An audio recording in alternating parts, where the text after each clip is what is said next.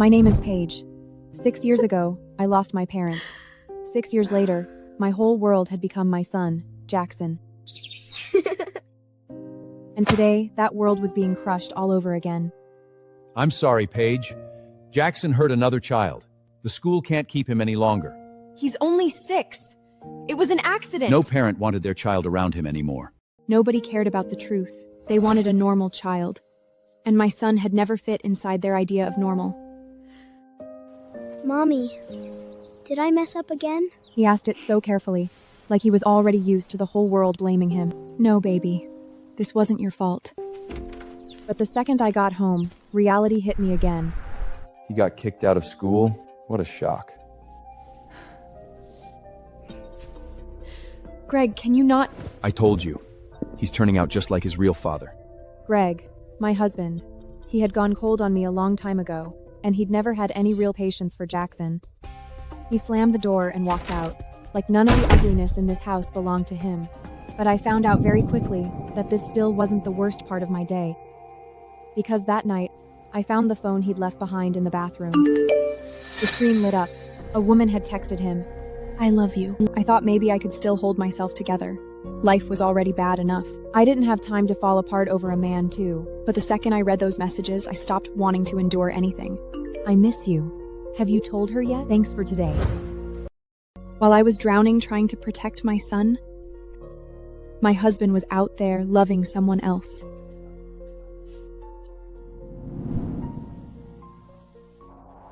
The next morning, I know what you've been doing, Greg. Oh? And what exactly do you know? You cheated on me. She meant nothing. You've just never really been a wife to me. He didn't even bother making an excuse, like he wasn't the one betraying me, like somehow I'd failed him. What do you mean?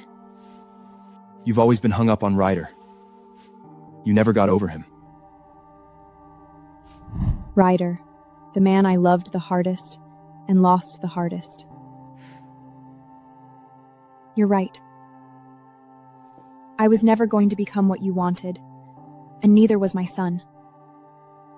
I want a divorce. The second the words left my mouth, something in me actually loosened. I went upstairs and started packing. He didn't stop me. He didn't even say sorry. Mommy, where are we going? Somewhere nobody knows us. Is Greg not coming? No. From now on, it was just us. When I said that, I was terrified. But what scared me more was what staying would do to Jackson. Then I called the only one who truly cared about me. Paige, stop hesitating. Start over. Poppy, my younger sister, the only person in the world who still caught me when I fell. But before I left for good, there was one last thing I needed to do. I needed to visit someone who had disappeared from my life years ago. Before I left town, I went to 2 places. The first was my parents' grave. The second was Ryder's house.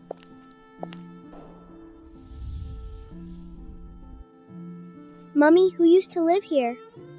Your dad, Ryder, the boy I fell in love with at 18. The same boy who vanished after one night with me. I should have hated him completely by then. But standing there, I realized some wounds didn't disappear just because I named them hate.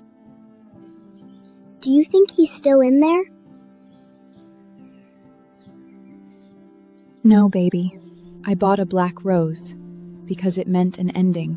What does a black flower mean? Strength, hope, and goodbye. I placed the flower on the doorstep, like I was finally putting a full stop to that dead love story. Come on, Jax. A few hours later, we finally reached our new home, a small town called Cinderwood. The house wasn't big, but it felt warm. Behind it stretched a whole line of woods. Mommy, I like it here. Me too. I really thought this might be a new beginning. The past, the old house, Ryder, I told myself I had left all of it behind me. Until that night, when I stood by the window and saw something move in the trees. It was big, fast, definitely not human. Then a wolf's howl tore through the night. I didn't know yet that what lurked in the woods wasn't just an animal.